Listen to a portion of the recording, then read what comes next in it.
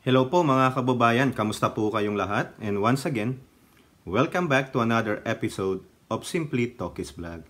Ang pag-uusapan natin mga kababayan ay ito pa rin si Quiboloy. No, kasi po, ito po ngayon ay tinatawag nating embattled pastor ng Kingdom of Jesus Christ. No, kasi po, nalalapit na po yung asunto niya, lalong-lalo na dito sa Amerika. Yang November 5th, mabilis lang yan. Pero, meron pa rin siyang kakaharaping mga hearing sa Senado at Kamara. Ito nga po, yung susunod na hearing sa Senado ni Senator Risa Hontiveros ay sa March 5th. Puro 5th pa. 5th, 5th. Parang 5. 5. Isa pang 5. Ano ibig sabihin yan? Pag yan ang grado mo sa kolehiyo, bagsak. 555, bagsak. Kung ganun po yung grading system, no? Yung number system, 1, 2, 3, 4, 5. Ang 5 noon sa amin, kung maalala ko, sa Adamson U, 5, bagsak. 1, magaling ka. Isa pang 5, babagsak talaga si Quiboloy. Pero so far ngayon, he is on the clip. Parang nasa clip siya. Konti na lang, lalaglag na siya. Konting push pa. Push, push. Pero bago po ang lahat, tayo po ay magbibigay pugay at magpapasalamat sa lahat ng ating channel members, sa mga followers, subscribers, sa mga nagla-like at nagsishare ng ating mga videos. Maraming salamat po at doon po sa mga nagsishare ng kanilang pa-blessings like the super chat, super stickers during our video premiere at ganun din po sa mga nagsusuper thanks. At also, napag-alaman ko, meron pala pong bumili ng mga merch natin o yung merchandise natin dyan po sa ating store. No, yung link po ng store nandyan sa description, makikita nyo po dyan. At also, sa video na ito, meron din dyan po yung mga nakalagay ng mga merch. No? Meron pa lang bumili, nagpapasalamat po ako. Doon po, ako po na-message ni Miss Carcleya. No? Sabi niya, dumating na yung order ko. Ha? Nabigla po ako. Nakakagulat. Nakakahawa yung dalawang T, no? Si Tambalin at Tambaloslos. At Tamilmil. O yung 3 T's na. Sana naman Maritel T, madagdagan ka na ng T. Para rap sarap, di ba? Parang Papa Ketchup. Rap sarap. So yun nga po, no, maulit ko lang, no. Salamat po sa lahat ng bumili ng ating merch o yung tinatawag na merchandise. Again, the link is on the description o makita nyo ba po dyan sa mga videos natin, nandyan po, no. Bababa lang kayo ng konti, makikita nyo dyan, no? Mura lang po yan at malit lang po ang ating dyan, nakukuha, 99 cents nga lang Parang yung ating membership. Bagong Pilipinas, merch po yan, no? Ako rin po, umorder na ng sample. So pag natanggap natin, ipapakita ko sa inyo. Kasi sabi ni Miss Carcleya, ang ganda daw po ng t-shirt Hopefully, mabigyan niya ako ng picture na suit-suit niya yan, no? So shout out kay Miss Carcleya, maraming salamat po sa patuloy niyong pagsuporta. Ganon din sa ating mga warriors dyan sa comment section during our video premieres. No? Si Elora, si Aichang, si RN2 Cents, si Priscilla Asception, si Maritel T, si Rebecca Lagmay, si Mighty Baisa, si Miss Marie Chris Hernandez ng North Carolina. Nagre-replay po yan. Si Mami B, no? At doon po sa mga hindi ko pa mabanggit, si Danny Reynado, nandyan po siya, no? Sila po, mga masisipag pong umatin sa ating video premiere. Eto nga po, punta na tayo dito kay Quiboloy. Karamihan po ng ating article ay manggagaling sa Politico, at Manila Bulletin at isa sa GMA News Online.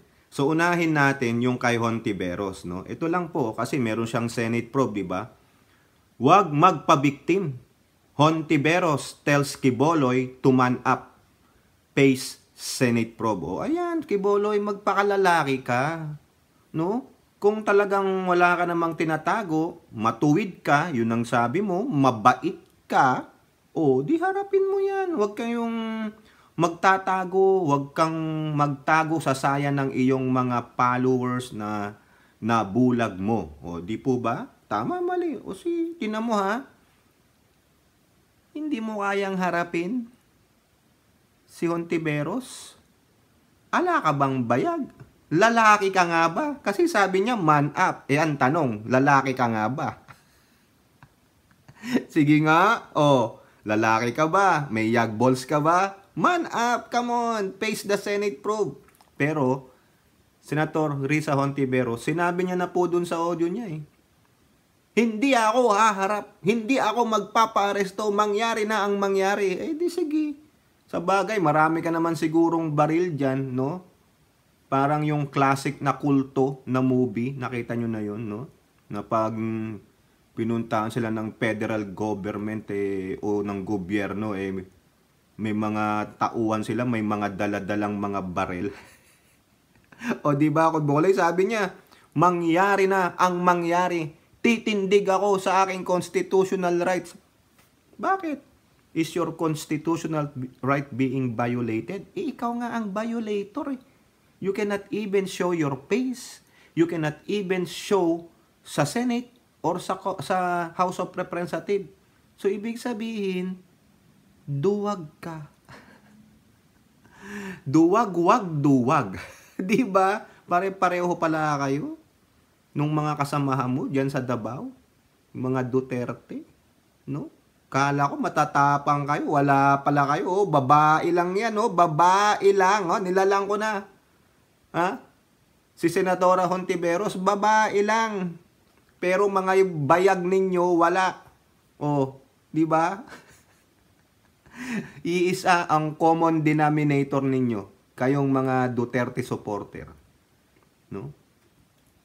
Ang Waterloo ninyo, yun ang denominator nyo Ang Waterloo ninyo, babae. Ang magpapabagsak sa inyo, babae. The second common denominator you have, you are cowards.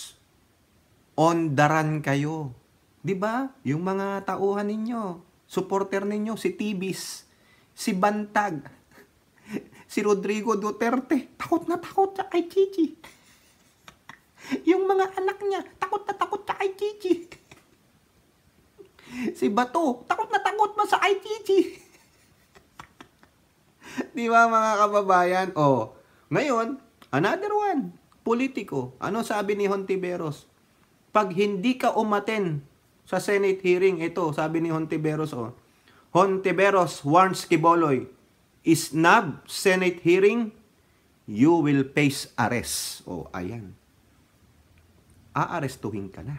Di po ba? Yun ang sabi ni Hontiveros, talagang pinangangalandakan ni Hontiveros. Kasi si Hontiveros, ala naman siyang kasalanan. Committee niya ang sa Children's Women's, mga karapatan, no? Ng mga kababaihan at mga bata. Ang kinasasangkutan ni Hontiveros, it includes women and children. Sex trafficking, coercion, illegal detention, pagmamalabis, di po ba? So, ang next hearing ay March 5th.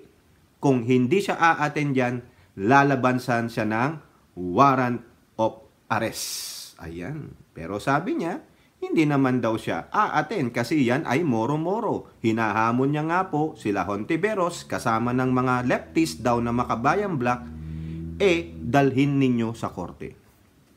Eto lang yan. No, sa aking opinion, siguro, tapusin mo na yan, Senadora Hontiveros, yung hearing mo kay Quiboloy, in your aid of legislation, kasama nung warrant of arrest, i-file mo sa korte.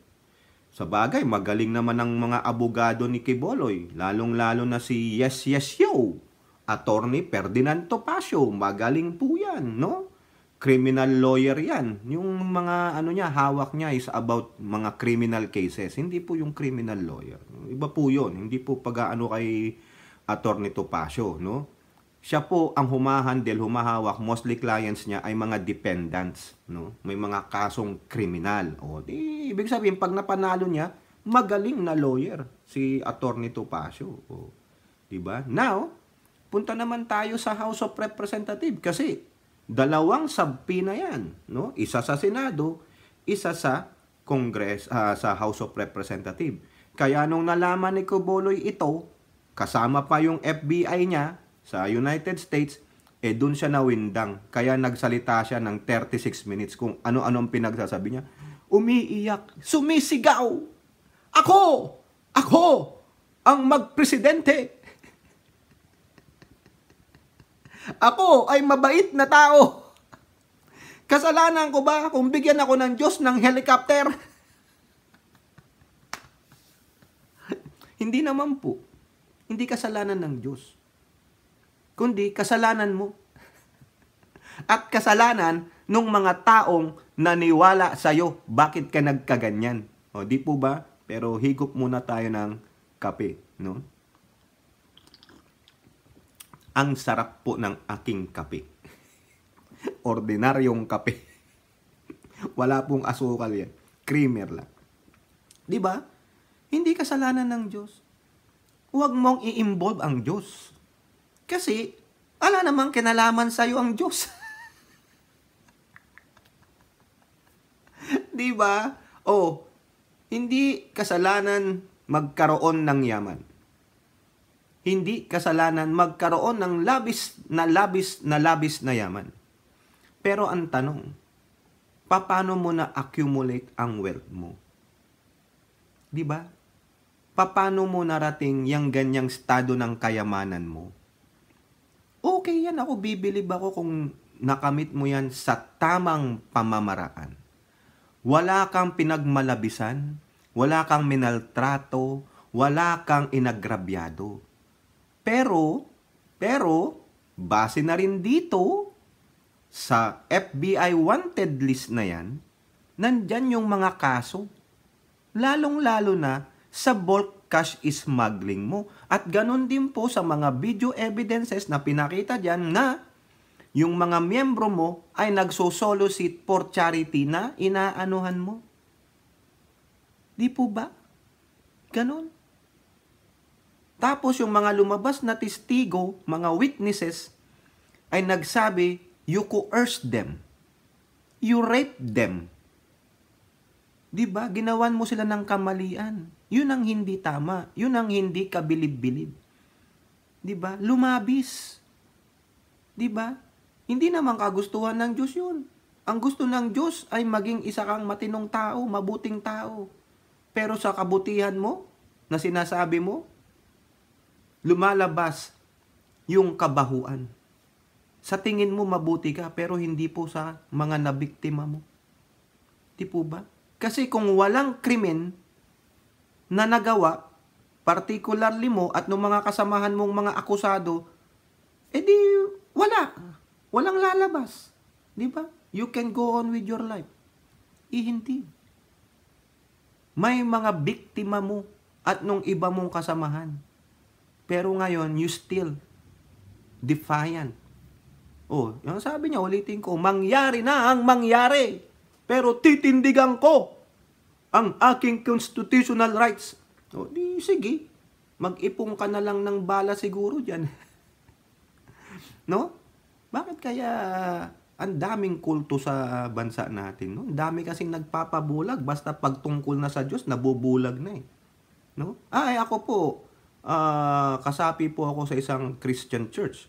Pero yung amin pong simbahan, wala po eh. Wala po talagang walang helicopter. No?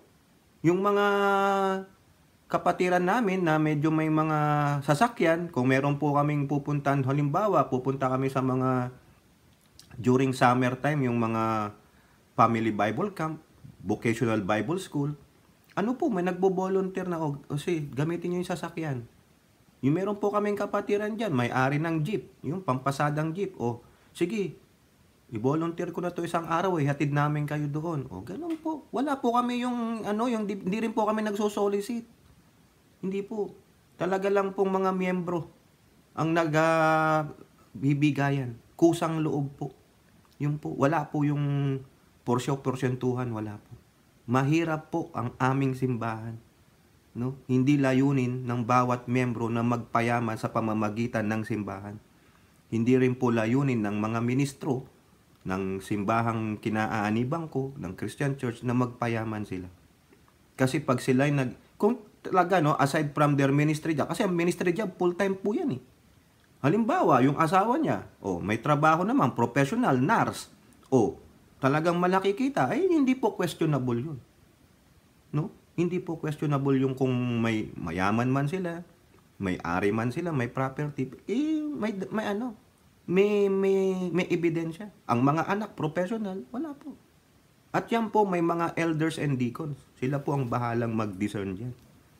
Pero, aminin ko sa inyo, 100%, ako, tunghayan ko po yan. Di pa po nakakabalita ng ministro sa aming simbahan na super yaman. Wala po eh. Wala eh.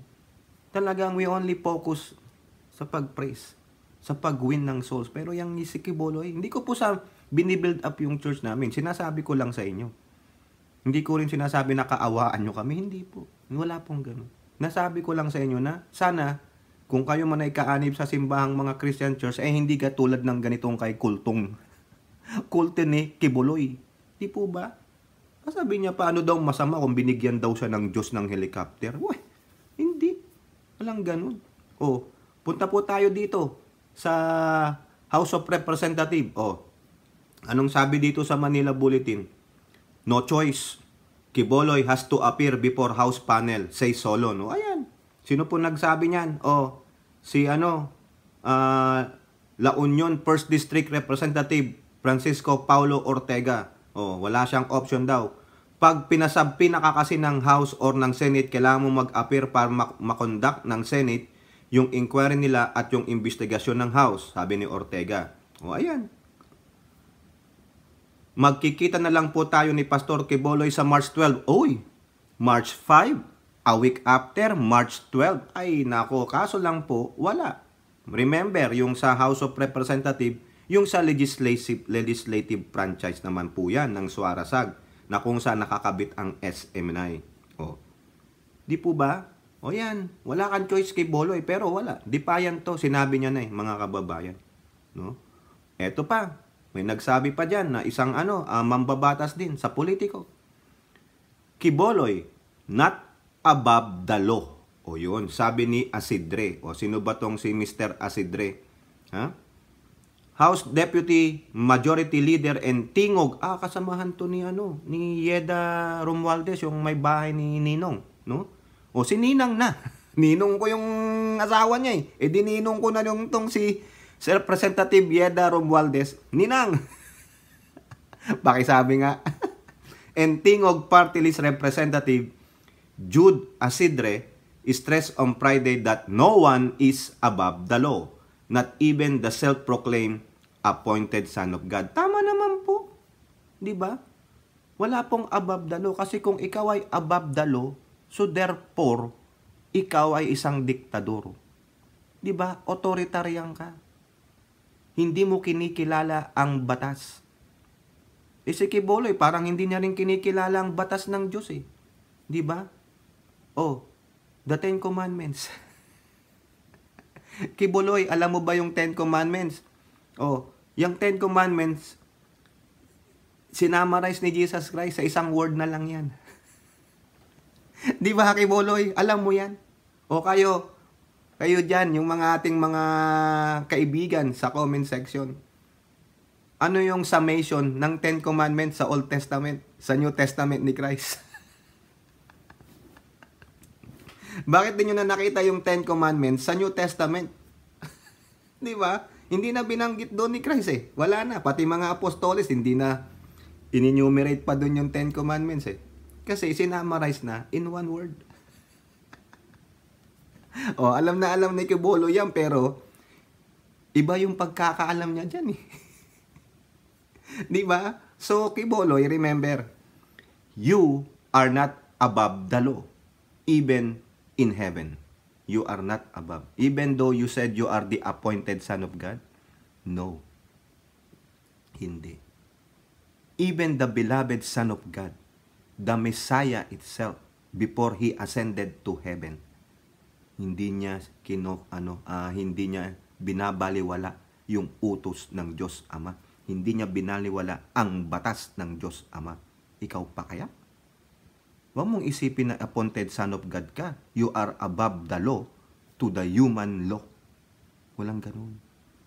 Unang-una, hindi ka Diyos.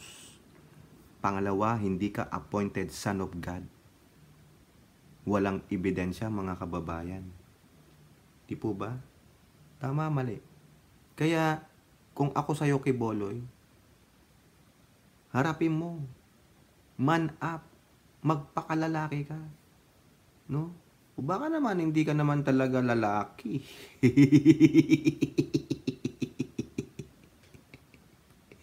Di ba? Ito lang po, tama po tayo sa sinasabi natin. Ano ang sabi dyan ni Asidre? Now, I don't think being an appointed son of God puts you above the law, and I'm sure no one is above the law. Correct. Di ba? Ang sabi nga ng Diyos, submit yourself to authority. Para na tayong sinampala ka dito. Submit yourself to the authorities. Yan, binabiolate na ni Kiboloy. Yung mismong salita ng Diyos. Kala ko ba pastor ka? Hindi pala. Nagpapastor-pasturan. Huwad na pastor. Huwad. No? Ngayon, meron pa siyang sinabi diyan, mga kababayan. Ito, na-vlog natin, inulit natin. Dito, inulit lang, no? Sa politiko. Pinag-aagawan ng babae. Hontiveros insists Kiboloy rape kingdom followers. Ayun tuloy ang binalik sa'yo ni ni Hontiveros.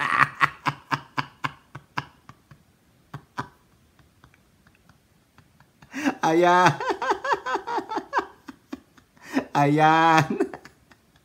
Yan ang binalik sa'yo ni Hontiveros. Kakaya ka naman. Ano sabi ni Hontiveros?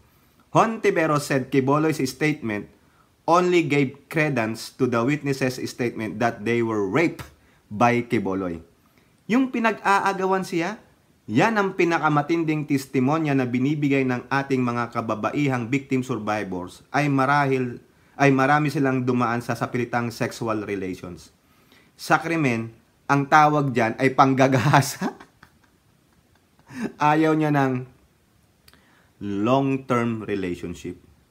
Gusto niya short-term relationship.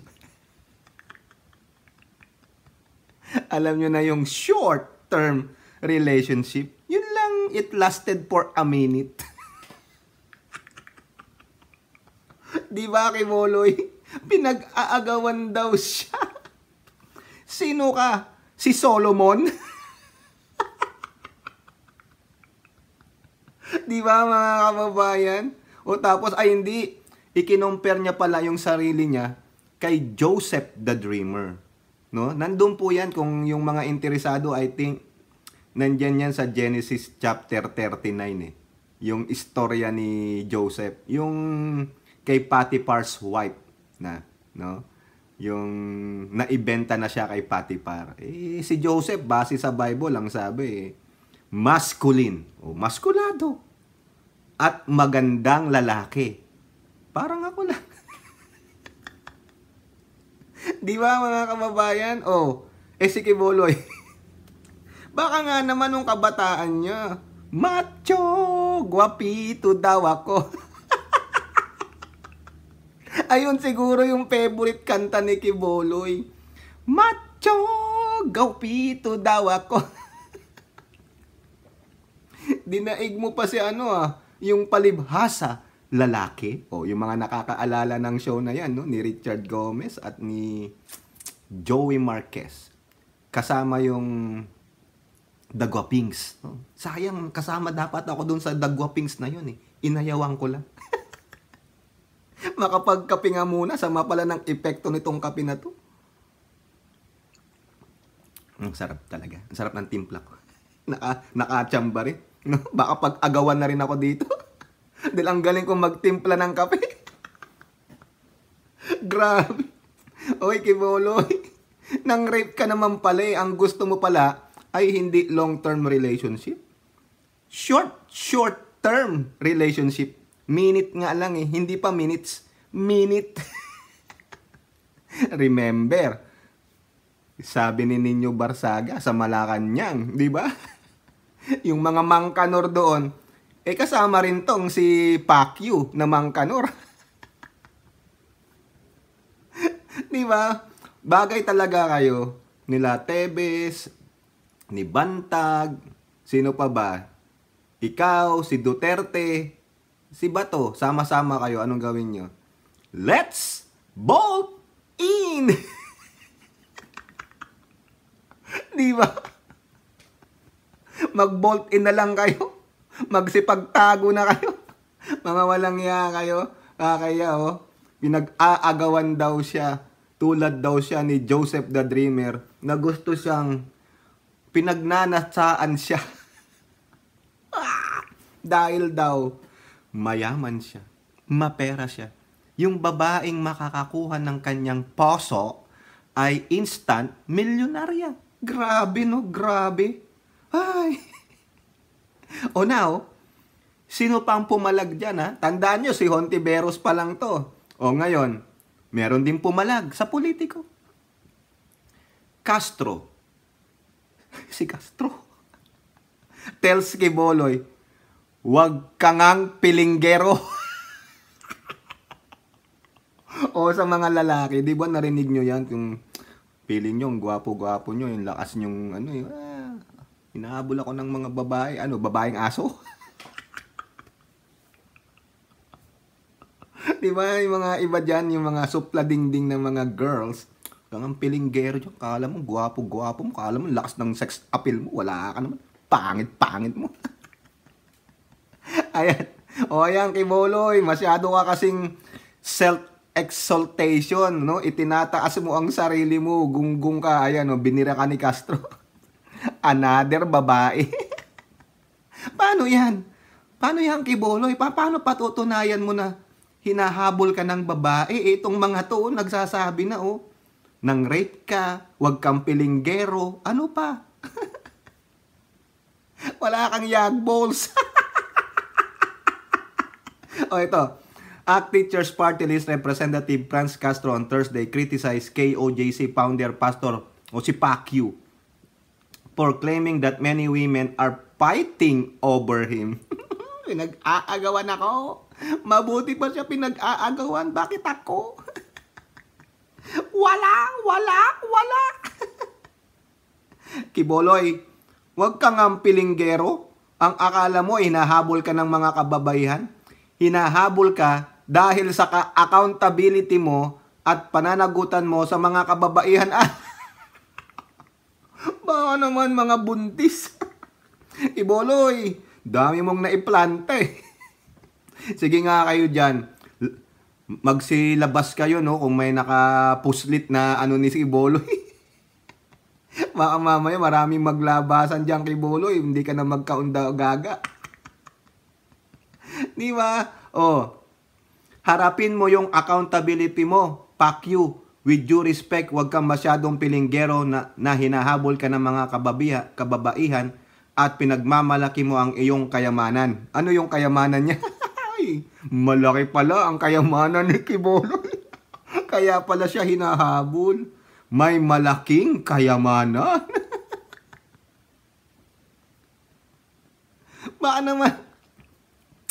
Baka naman mga babaeng may lawit ang umahabol sa'yo. Pasensya na mga kababayan, nang aasar na lang tayo dito. Tawanan na lang natin yung pagiging delusional ng founder ng Kingdom of Jesus Christ na si Pacquiao. Sana hindi mga delusional ang mga naloko nito, no? Ito naman, si Gabriela Partilis, si Arlene Brosas. Uy, 3 Maria na to. Maria 1, Risa. Maria 2, Castro. Maria 3, Brosas.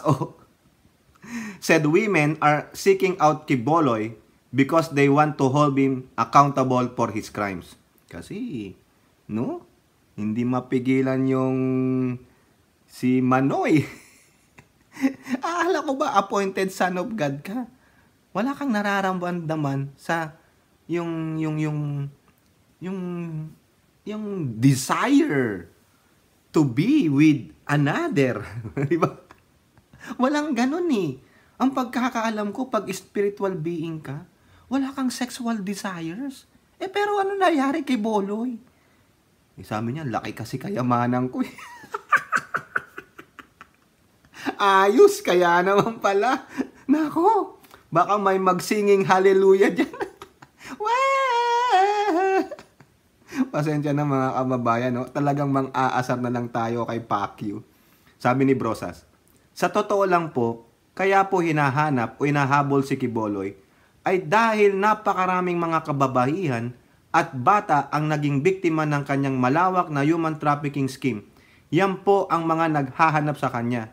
Suggestion po namin, humarap siya sa Kongreso, humarap siya sa Senado, lalo na sa mga pagdinig kaugnay mga kasong ito. Quiboloy, no?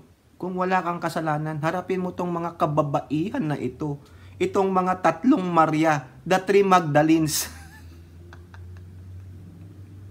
Pero may kakamping Maria si ano eh, si Quiboloy. Sino?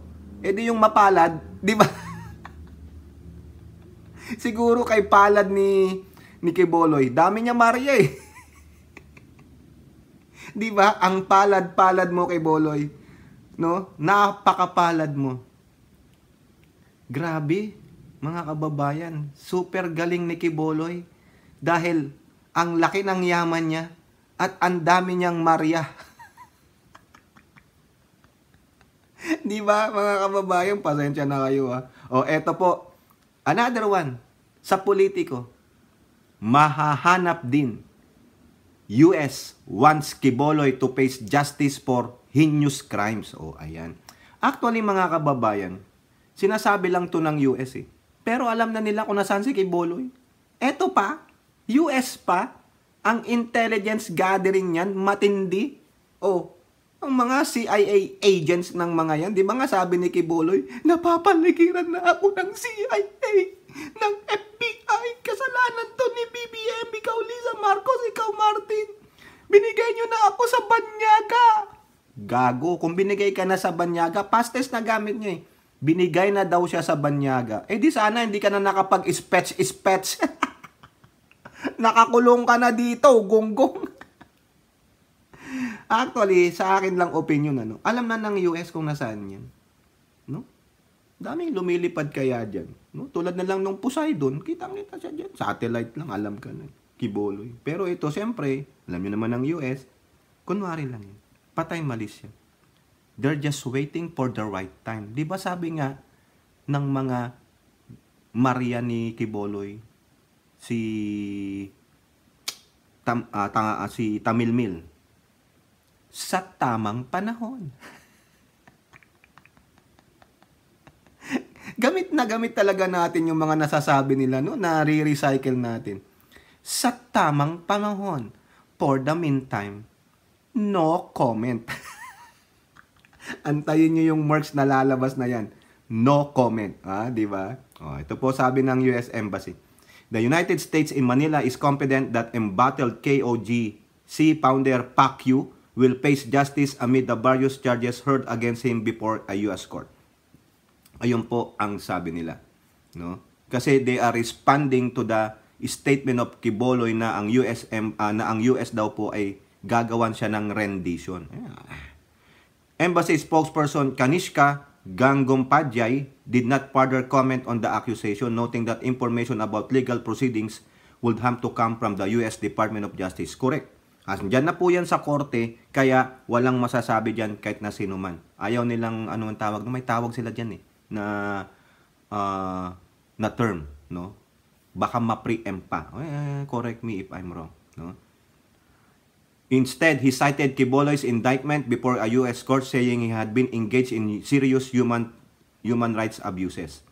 For more than a decade, Apollo Quiboloy engaged in serious human rights abuses, including a pattern of systemic and pervasive rape of girls as young as 11 years old. Nakakahiya ka, Quiboloy. And he is currently on the FBI's most wanted list. No? Wala kayang nabuntis tong si Quiboloy, no? Kakaawa naman tong mga minors na ito. Naawa ako sa mga ganyan. Quiboloy has been indicted by a federal grand jury in Santa Ana, California for conspiracy to engage in sex trafficking by force, fraud and coercion, and sex trafficking of children, sex trafficking by force, fraud and coercion, conspiracy, and bulk cash smuggling. Ang warrant of arrest niya ay na-issue ng federal government way back November 10, 2021. Hindi pa lang po nag-aantay ng extradition ang bansang Amerika sa ating bansang Pilipinas. So ito, Quiboloy, di ba sabi mo, inaantay mo ang extradition pero bigla mong kinontra sarili mo na hindi ka magpapahuli? Hindi, wag kang magpahuli. Wanted pala eh. Di ba? Wanted ka na eh sa Amerika. Ibig sabihin, may krimen ka. Di ba? Bakit ka ondaran? Di ba? Di ibig sabihin, hindi ka totoong pastor. Huwad ka, huwad. You are like your lolo in the beginning. Sinungaling at huwad. Di ba? Hindi ka lalaki. Hindi mo kayang harapin ang mga kaso mo. No? Wala kang yagballs. Siguro yan, nagpa-castrate yan ng yagballs, kaya wala. Biruin nyo ha. Itong mga supporter ni Duterte, na mga ondaran, si Tebes, si Bantag, si Quiboloy, no? Si Duterte, takot na takot. Pero yung mga babae, tulad ni Dilima, hinarap. Di ba? Binilanggo nila. Oh, yung ating idol, si Madam Imelda Marcos, hinarap ang mga kaso. Eh bakit itong mga lalaki na ito? Naturingan kayong mga masculine. Pero yan lang pala, tinatakbuhan nyo. Duwag na duwag kayo. Takot na takot kayo. Kaya talaga, pare-pareho kayo ng ugali. Mga utak kriminal. No? Sabi nga nila, do not do the crime if you cannot do the time. Naghari-harian kayo. Kasi nung nahuli kayo, urong bayag ninyo. Buti pa si Trillanes nakulong. Maski na isa lang daw ang bayag. Di tinalo pa kayo ni Trillanes. Wala pala kayo eh. Kaya dapat Trillanes, asarin mo ng asarin niyang mga yan. Diba? O eto pa, yung sinasabi ni Quiboloy, ni Pacquiao, na meron daw 2 million bounty sa kanya ng Amerika, ng FBI. Ano sabi? GMA News Online, no? FBI denies 2 million bounty for Quiboloy's arrest. Sino ka naman para bigyan ka ng 2 million bounty, no? Dollars pa yan. Magsasayang pa ng taxpayers money ang FBI para sa walang kakwenta-kwenta na tulad mo. O, sino ka? Di ba? Who you? Di ba? Sabi nga ni Amy Marcos, who you? Oh, the Federal Bureau of Investigation has denied rumors of a $2 million bounty for the arrest of KOJC leader Pacquiao and his 2 associates who are currently wanted in the US over various cases. Oh, ayan. There is an active arrest warrant for Mr. Quiboloy, but I'm aware of a reward offer, sabi ni FBI Public Affairs Specialist Laura L. Miller. Oh, ayan. Diba? The Los Angeles Court has rescheduled hearings. O yan po, nasabi na natin yan dati. So wala po. Wala daw po. Saka hindi magsasayang ng $2 million para lang sa kupal na si Quiboloy. Wala. Kathang isip. Kasi nga paranoid na. Stress na siya at depressed na siya. Mamaya yan, eh baka alam nyo na. Magpaputok na lang siya ng ano sa ulo niya. No? Hindi naman siya haharap sa mga kaso eh. O ano pa? What's the use? 'Di ba? Man on the run din. Man on hiding. 'Di ba? Nagtatago doon sa kanyang 11 compounds. Duwag na duwag. Dapat diyan lusubin na 'yan eh. Para magkaalaman na, para mabawasan naman ang mga salot sa ating bansa, ang mga salot na walang mapakitang ebidensya sa kanilang mga akusasyon laban sa Administrasyong Marcos. Walang mga ebidensya sa mga iba pang mga kaalyado ng Administrasyong Marcos. Pinagre-resign niya si Ninang Lisa. Wala namang posisyon. Hindi naman inelect si Ninang Lisa. Di po ba? Tanga eh. O, makikita nyo, wala na eh. Windang na po siya. Wala na sa sarili. Dahil sa sobrang kalituhan, sa sobrang stress, sa sobrang depressed, hindi niya na alam ang gagawin niya. Baka nga sabi nga ni Mike Abe, pinakikinggan ko si Mike Abe kahapon, na baka nga may mga tao na nakapalibid kay Quiboloy na sila rin ang sumisira kay Quiboloy. Baka nga sila ang gumagawa niyan. Tapos ibibintang sa administrasyon kasi merong mga sinister plot yung mga nakapalibot sa kanya. Kasi sabi ni Mike Abe, billion daw po ang ari-arian niyan. Kasi si Mike Abe, kaibigan niya po si Quiboloy. Matagal silang naging magkaibigan bago nagkaroon ng fallout. So siyempre, alam ni Mike Abe yan. Hindi naman niya siguro sasabihin niya kung nagpi-fake news lang si Mike Abe. Di ba? Mukhang may punto po eh. Baka yung mga nakapalibot sa kanya na may, alam niyo na, interest. Sinister nga eh. Sinister. Evil. Evil plan.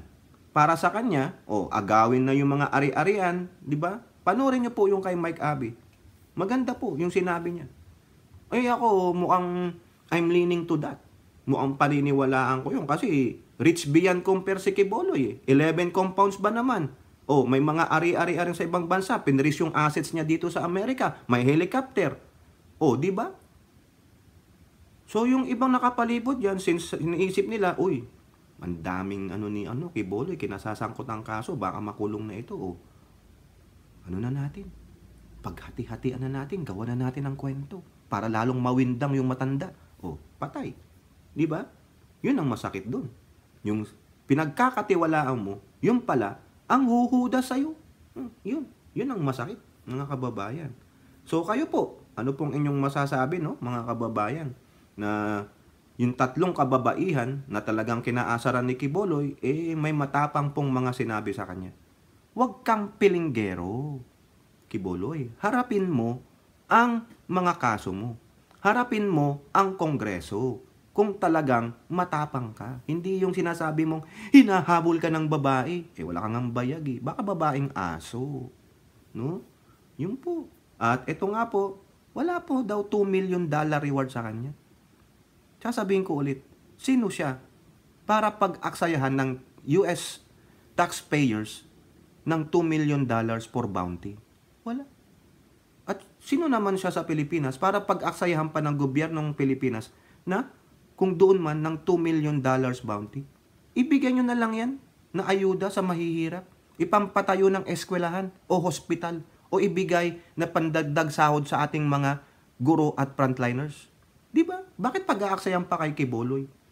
Di ba? Sayang lang yan. It's not worth it. That $2 million is not worth it. Mahahanap at mahahanap din siya. Yan ang sabi ng US government. Correct. The intelligence gathering, mabilis na ngayon mga kababayan. Meaning ko, opinion ko lang, sa totoo lang, alam na kung nasaan siya eh. Siyempre, para lang masabi na mahahanap in the future, sabihin lang yan ng US government. But they already know where he is. Sa akin lang pong opinion yan. Hindi ko po sinasabi na with finality. Mahirap naman, di po ba? Kayo po, mga kababayan, ano po inyong masasabi? Comment down below and don't forget to like and share. Hope to see you on our next videos. Bye-bye. God bless.